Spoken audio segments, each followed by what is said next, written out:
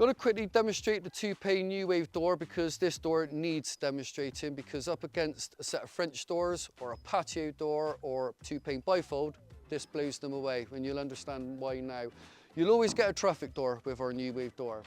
You will always get a main door that opens and closes and acts like every other normal back door.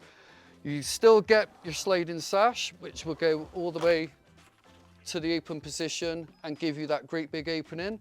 What you don't get with this door, what you would get with French doors, is sashes bookending each end, and with a bifold door, you'd have to open up both in this situation, as opposed to just one with the master.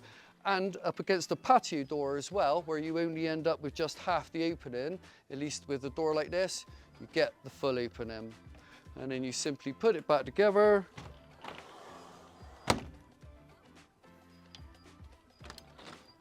And you should be able to work out why that is value for money right there.